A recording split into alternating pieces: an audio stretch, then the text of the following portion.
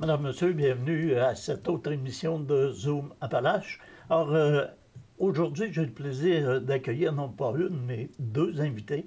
Alors, deux personnes, deux bénévoles qui vont venir nous entretenir de l'organisme La Croisée, de sa mission, mais également aussi de campagne de financement, nous expliquer en quoi la campagne consistera et quels sont ses objectifs. Alors, j'ai donc le plaisir d'accueillir Madame Lucie Rochefort, qui est plutôt directrice de la Croisée. Bonjour. Alors, bienvenue. Et Madame Ginette Roy, qui est vice-présidente de la Croisée, mais qui a également agi à titre de présidente pendant un bon bout de temps. Alors, bienvenue à notre émission. Et je pourrais peut-être commencer avec vous, Mme Rochefort, puisque à l'occasion, on s'est rencontrés et on a beaucoup parlé de l'organisme. Est-ce que vous pouvez nous rappeler la mission de la Croisée? Bien, la Croisée, c'est un organisme communautaire sans but lucratif qui regroupe les personnes, les membres de l'entourage qui vivent avec une personne atteinte de maladie mentale, donc un trouble majeur de santé mentale. Et quand on parle de gens qui ont des problèmes de santé mentale, l'éventail est très grand, là. Oui, bien, nous, à la Croisée, on touche... les principales problématiques qu'on va rencontrer sont la schizophrénie, la maladie bipolaire, la dépression, les troubles de personnalité. En général, c'est pas mal les problématiques qu'on rencontre, les principales. Les principales. Et oui. Est-ce qu'on peut dire qu'il y a beaucoup de gens qui font appel à vos services? Bien, on se maintient... qui font appel, il y a beaucoup plus de personnes qui font appel. On a des membres à la Croisée. On se maintient autour de 140-150 membres au plan annuel, mais qui ont besoin de nos services, ça joue autour de 300-350 personnes, puis ça augmente tout le temps, là, à chaque année, qui ne vont pas nécessairement devenir membres, mais qui ont besoin des services de la Croisée. Il y a des raisons pour lesquelles ça augmente autant? Bien, je pense que c'est sûr que de plus en plus, on entend parler de maladie mentale. On essaie de briser les préjugés puis les tabous qui sont en lien avec la maladie mentale. On en voit à la télévision, il en parle de plus en plus. Il y en a qui vont témoigner de leur vécu comme problématique.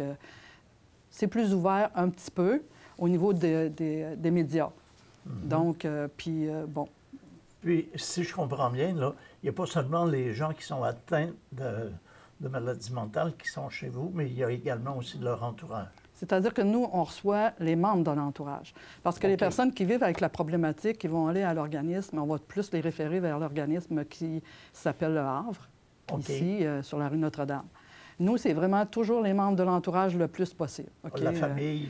Les pères, la mère, les frères et sœurs, le conjoint, la conjointe, les enfants du parent qui ont un problème, des amis. Ça pourrait être un de vos amis. Vous dites, bon, moi, je ne sais plus quoi faire avec mon ami. Qui ne file pas, qui a l'air déprimé, qu'on ne sait pas ce qui se passe, il s'isole. Bon, vous pourriez venir, vous aussi, chercher de l'information dans un premier temps. OK. Et est-ce qu'à partir des contacts que vous avez avec l'entourage, vous pouvez aussi donner un coup de pouce pour la personne qui est atteinte? Bien, c'est en lien direct. OK? Parce que les personnes membres de l'entourage sont les personnes les plus significatives et les personnes les plus proches de la personne qui vit avec la maladie. Donc, à tous les jours, le quotidien, souvent, ce sont les membres de l'entourage qui observent ce qui peut se passer, si la personne va mieux, si elle ne va pas bien, quand est-ce qu'elle peut y dire, bien là, tu sais, ce serait peut-être une bonne idée d'aller consulter ton médecin. J'ai l'impression qu'il y a des comportements ou des symptômes qui ont changé, qui sont apparus ou qui... dépendamment de la problématique. Fait que c'est sûr que c'est directement les personnes les plus proches qui sont concernées par la problématique. Je suppose que vous avez besoin de beaucoup de ressources pour procéder à cette aide-là.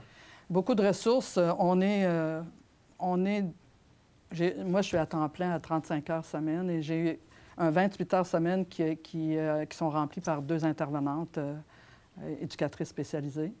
Et on a une secrétaire qui est à 21 heures par semaine. Et en plus de ça, je suppose qu'il y a des bénévoles qui vous entourent? Il y a des bénévoles. Je veux juste vous dire que moi, je ne suis pas une bénévole. Je suis directrice, donc je suis une salariée. Ginette est bénévole. On a un conseil d'administration qui est formé de 7 personnes qui sont aussi des bénévoles. On a des bénévoles aussi qui nous aident dans toutes les activités qu'on peut offrir, que ce soit pour la fête de Noël ou le pique-nique durant l'été, qui vont allumer le barbecue, qui vont faire... C'est eux autres qui vont s'occuper de l'accueil, qui vont... Tu sais, on a des comités. Le conseil d'administration a formé des comités. Ça fait plusieurs années qu'on a des comités pour les mesures de répit-dépannage. Ça fait partie des services qu'on offre. Un comité, là, on a un comité financement, un comité activité de loisirs. On a différents comités comme ça qui sont formés de bénévoles qui s'occupent d'offrir les services aussi, d'offrir de répondre aux besoins.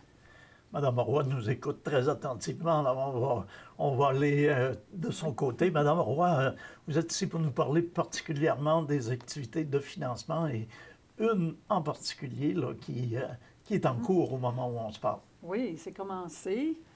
Ça va être la vente de ces petits chocolats fins là, qui sont fourrés au sucre mou. Hein? C'est des produits de l'érable, puis des suçons aussi à l'érable qu'on va vendre à $1, puis la boîte de chocolat 8,75 $. Mm-hmm.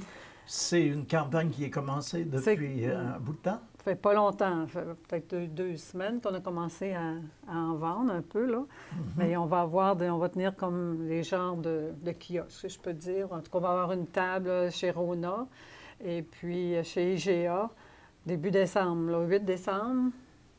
Chez IGA. Rona, c'est à confirmer.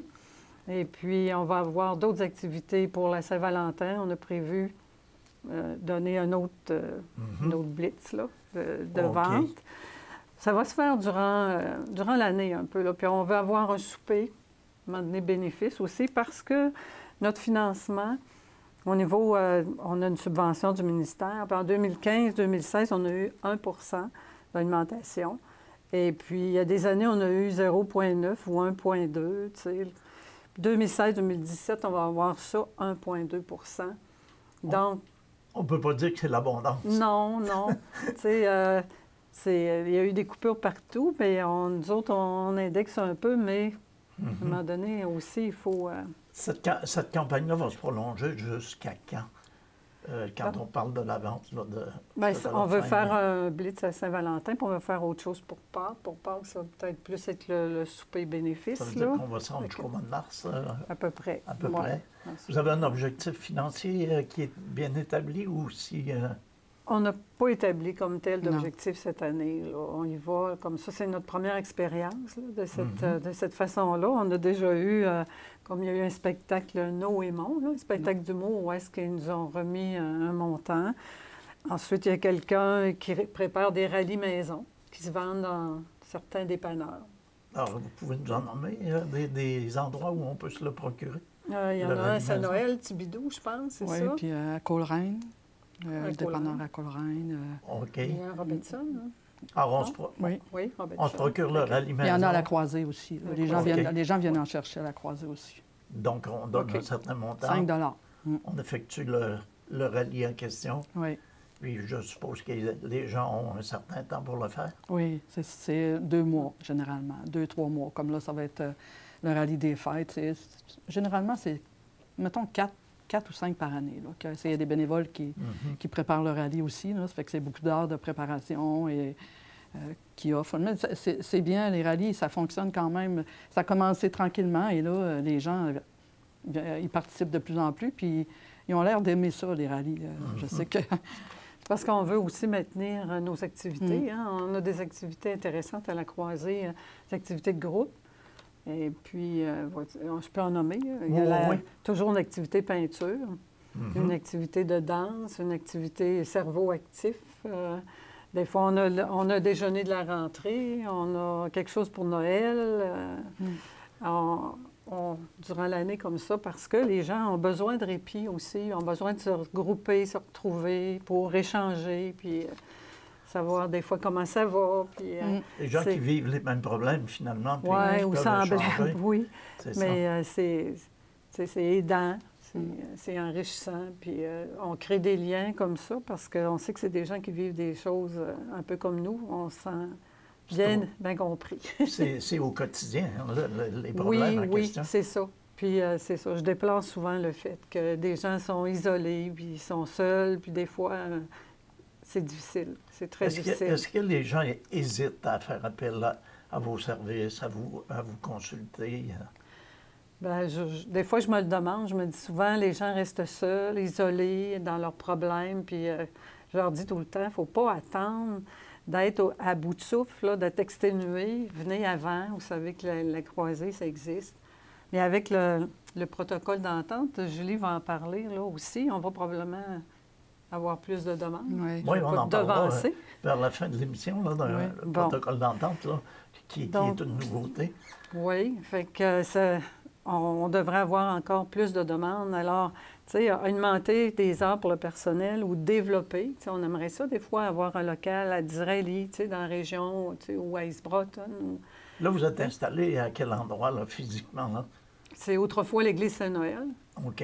Alors, je le dis comme ça parce que je pense que les gens, C'est les vrai. gens se retrouvent bien avec, C'est ça, oui, c'est avec ça. ça. Et Oui. comme vous dites, vous avez de nombreuses activités, là. Oui. Ça demande un certain budget, ces activités. Oui. Mhm. Alors, si on parlait brièvement des sous dont vous avez besoin, ça demande des montants importants. Pour fonctionner? Oui. Pour fonctionner annuellement, c'est au moins 150 000 hein? On aurait besoin de 300 000. Oui, c'est vrai. Vous devez vous C'est contenter de évalué. 150. C'est évalué que des organismes comme nous autres, là, ce ne serait pas en bas de 300 000 pour dire offrir tous les services que là, on maintient, mais on ne peut pas développer. Là, tu sais. OK. On ne peut pas aller plus loin que ce qu'on fait là. Tu sais, c'est du temps, c'est de l'investissement en personnel, puis tout ça, comme Ginette dit. Tu sais. Puis ça a été calculé, évalué qu'un organisme comme la Croisée en région, on ne parle pas des grandes villes, là, Mhm. mais ça serait un minimum de 300 000, tu sais, qui répondrait là, vraiment à tous les besoins. Et jusqu'où recevez-vous des subventions ou de l'aide gouvernementale quand vous parlez 80 80 et indexé un petit peu. dépendamment des années. Oui. Ce n'est pas l'indexation au coût de la vie. C'est comme Ginette disait tout à l'heure, Mhm. c'est soit 1 Je ne sais pas comment ils calculent. Je OK. ne peux pas vous dire. Mais Sauf ça que arrive vous- jamais. C'est des fois 1,2, des fois ça a déjà été 0,9 On a eu une fois, je pense, dans les 10-12 dernières années, un 2,4 d'indexation, mais je ne sais pas comment OK. ils calculent ça. Ça, Mais Selon vos leurs besoins augmentent davantage que Oui. ça. là. Oui, C'est c'est ça, ça. ici. Puis comme vous disiez à Ginette tantôt, est-ce que les gens viennent consulter? Est-ce qu'ils font des demandes? Moi, je pense que, tu sais, c'est un peu humain de dire on va régler nos affaires tout seul, puis on va attendre, tu sais, ça va s'arranger, c'est pas si pire. Puis, tu sais, ça fait déjà quelques années, mais j'ai vu des gens que ça fait 20, 25 ans. Quand j'ai commencé à travailler à la Croisée va avoir 22 ans, là, au mois d'avril. Puis on a commencé le 4 avril 1995. Quand on a commencé à la Croisée, il y avait des gens qui vivaient la maladie de leurs proches depuis X années, 20 ans, 25 ans. Ça fait des années qu'on est là-dedans. J'ai vu un monsieur arriver à la Croisée à 80 ans, son fils avait 50 ans, qui était malade, ça faisait des années. Mais tu sais, on dirait qu'on se referme, hein, puis on ne voit plus la nécessité d'aller chercher de l'aide, jusqu'à temps qu'on tombe malade soi-même. Puis là, ben, on se dit, ben là, y a-t-il quelqu'un qui peut m'aider, là, tu sais? Ce que Ginette disait, puis ce qu'on souhaite, c'est que les gens n'attendent pas de tomber malade. Nous autres, on est là pour ça aussi, parce qu'on a notre programme, ce qu'on essaie de faire la promotion depuis les 5, 6, 7, 8 dernières années au niveau de la fédération. On est une quarantaine. On a 38 associations comme la Croisée au niveau de la province. Puis on a une fédération. Puis, tu sais, on a développé notre programme qu'on appelle le programme CAP. Le programme CAP, C-A-P, OK? C'est pour client. Ginette, quand elle est arrivée à la Croisée, c'était une cliente qui avait des besoins. On essaye de répondre à ses besoins le plus possible. Après ça, quand ses besoins sont répondus puis qu'elle peut aider son proche, là, elle va l'accompagner. Elle ne va pas le porter sur ses épaules. Elle va l'accompagner dans sa problématique, elle puis son conjoint. Ou si c'est un enfant, c'est sa mère, on va l'accompagner. Au début, c'est une cliente, c'est sûr qu'elle a des besoins. Après ça, elle peut avoir des besoins quand même, parce que la maladie reste toujours présente, mais elle était capable de se ressourcer, d'aller chercher de l'information, de briser son isolement, d'en parler à d'autres, de dire, OK, non, là, les préjugés vont diminuer, je vais pouvoir en parler. Le A pour accompagnateur. OK, Ginette accompagne son proche. Les membres de l'entourage accompagnent leurs proches. Ils n'ont pas à les porter sur leurs épaules, ils les accompagnent, mais c'est eux autres qui les accompagnent. Ils sont toujours là à surveiller, je dirais surveiller, mais pas tant que ça, surveiller non plus le plus possible. Ce qu'on travaille, c'est que la personne se rétablisse malgré la maladie. On va entendre parler beaucoup de rétablissement les dernières années. Partout, le ministère de la Santé, il parle de rétablissement de la personne qui vit avec la maladie. Puis moi, j'y crois beaucoup aussi au rétablissement, selon les forces et les capacités de la personne. OK? Puis selon la problématique aussi, puis on sait que c'est possible. Fait accompagnateur pour que la personne se rétablisse, parce que je ne serai pas toujours là. Si c'est mon conjoint, bien, je vais l'accompagner. Si c'est mon parent, je vais l'accompagner dans la problématique qu'elle vit. Mais je ne vais pas... Les gens, souvent, les membres de l'entourage vont être portés à mettre dans leur sac à dos. Mais je dis, il faut que vous sortiez votre proche de votre sac à dos, OK? Parce que c'est un adulte, parce qu'il y a quand même des forces puis des capacités, puis c'est là-dessus qu'il faut travailler. Lui remettre l'autonomie, là. Lui redonner son autonomie le plus possible. Le P pour partenaire, parce que les membres de l'entourage sont des partenaires, des partenaires importants au niveau des services, au niveau de ce qu'ils vivent chez eux, au niveau de ce qui se passe au niveau des besoins. Je ne sais pas si c'est le temps de parler du protocole, parce que c'est là-dessus qu'on va au mois de juin, en Chaudière-Appalaches. Oups! Ma petite croisée vient de tomber. Au mois de juin, en Chaudière-Appalaches, il y a 4 groupes parents comme nous autres.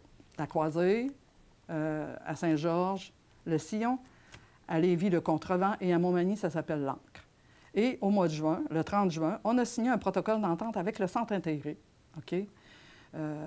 On était les premiers au niveau de la province à signer cette entente avec le Centre intégré qui vient dire... c'était dans le plan d'action en santé mentale aussi. On est, pour la première fois, moi, depuis 22 ans, puis la Fédération a 25 ans, je pense, on est, pour une fois, inscrit dans le plan d'action comme membre de l'entourage. OK?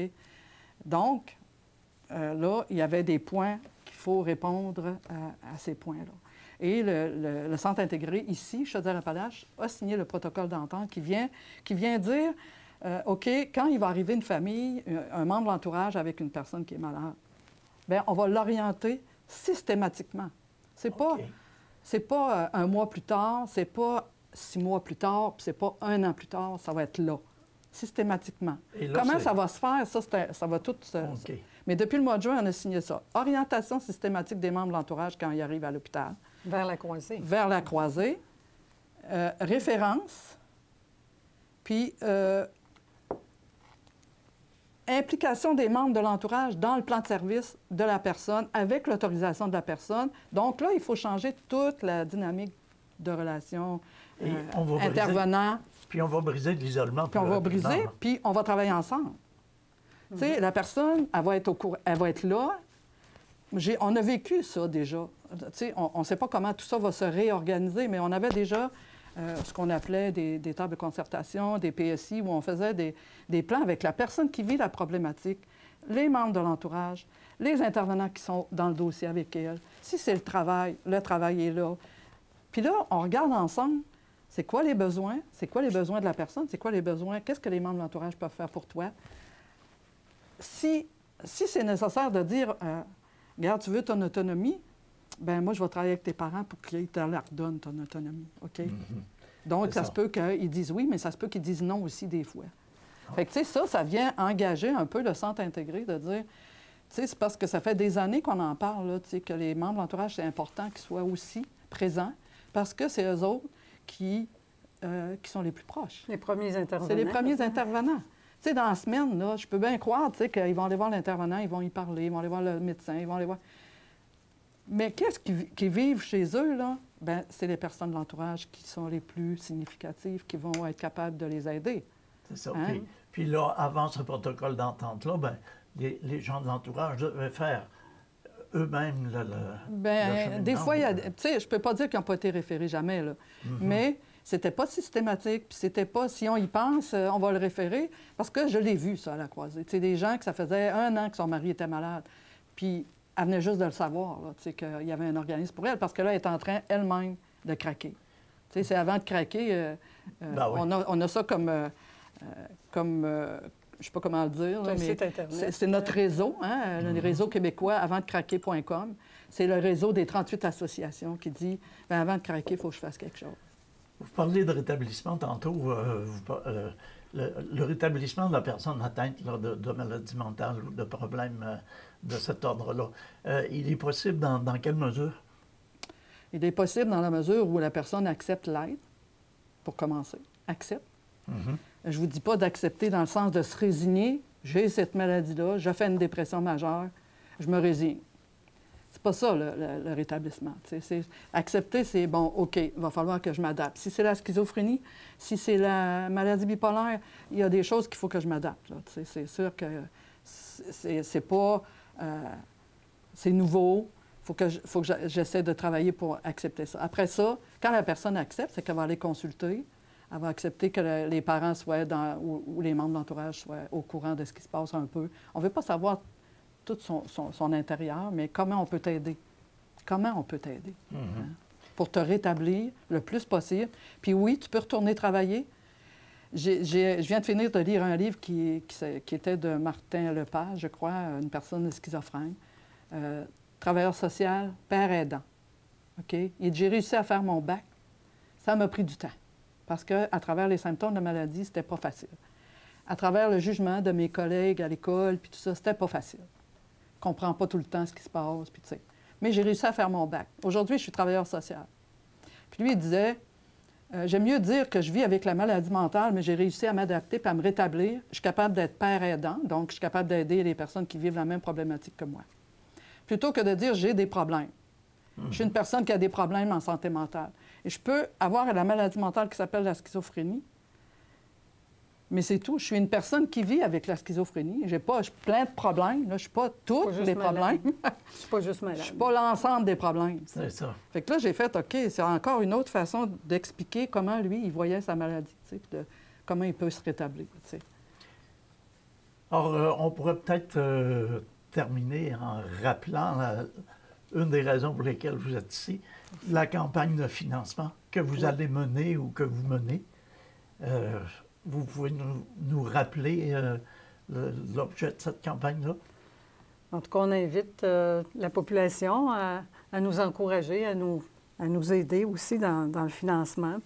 Vous allez avoir des points de vente, on les rappelle? On va avoir nos 2 points de vente là, prochainement, qui vont être IGA, puis Rona. Chez Rona. Après les fêtes, possiblement qu'on aura autre chose. Puis, on a à la croisée tout le temps, OK? C'est ce que j'allais vous demander. Oui. À part les points de vente, on pourra vous contacter? Oui, si les gens aussi veulent venir à la croisée. On a le site Internet de la croisée, on a le Facebook aussi de la croisée. Les gens peuvent communiquer directement. Il y a des bons de commande, on va pouvoir commander directement. Tu sais, j'ai des personnes qui veulent en acheter plusieurs pour les cadeaux de Noël, comme on disait. Hein? Oui, pour mettre dans les bonnes de Noël, pour les petits-enfants, les suçons. J'entendais, oui, ça peut être... en tout cas, on a une garderie à côté de la croisée, puis elle a dit, oui, c'est ça que je vais en acheter pour mettre dans mes cadeaux de Noël, puis tout ça. Tu sais, c'est des petits cadeaux qui peuvent être... bon, c'est bon pour la santé, ceux-là. On fait à base d'érable. C'est bon sucre. Puis on encourage aussi la jeune érablière. Hein, les propriétaires de la jeune érablière qui ont commencé l'année passée sont très contents aussi, eux autres, de nous fournir, pour le moment, en tout cas, les suçons puis les chocolats à l'érable. Les chocolats fins à l'érable. C'est ça. Alors, les chocolats sont au prix de... 8,75. Et les autres... Les suçons, 1 $ du suçon. Oui. Alors, est-ce qu'il y a un numéro de téléphone où on peut vous joindre? À la croisée, c'est le 418-335-1184. Et via les médias sociaux? Via les médias sociaux. Et oui, on est là. On est là pour vous vendre des suçons si vous en voulez. Ils sont très bons, j'ai goûté. J'ai goûté à tout ce matin, toute cette belle nourriture. Et du même coup, ben, les gens vous donneront un petit coup de pouce pour... Oui, c'est ça. Oui, puis en même temps, s'ils ont besoin d'écoute ou d'information, c'est la place. C'est une façon aussi de faire connaître l'association. Puis de...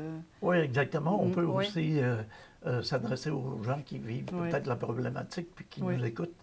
Puis, parce qu'on a des activités, mais tu sais, on a plein d'autres... on donne de l'information, on a des groupes de partage, on a des groupes d'entraide sur des problématiques spécifiques. Il y en a qui aiment mieux... bon, OK, un groupe d'entraide sur la maladie bipolaire, j'aimerais mieux juste, c'est des groupes fermés, tu sais, pour commencer. Tu sais, on respecte ça. Des gens qui sont prêts à venir échanger dans des groupes plus ouverts, mais il y en a d'autres qui sont... On va y aller progressivement, mais on est là. On est là pour les gens qui ont besoin. Alors, mesdames, on vous remercie de vous être prêtées à cette entrevue. Merci On à vous souhaite la meilleure des Merci chances avec votre campagne de financement, puis on espère que la mission de la croisée va se poursuivre. Oui, merci beaucoup. C'est un besoin, un grand Merci. besoin. Merci. Alors, quant à vous, on vous remercie d'avoir été des nôtres. On vous invite à une prochaine émission de Zoom Appalachie.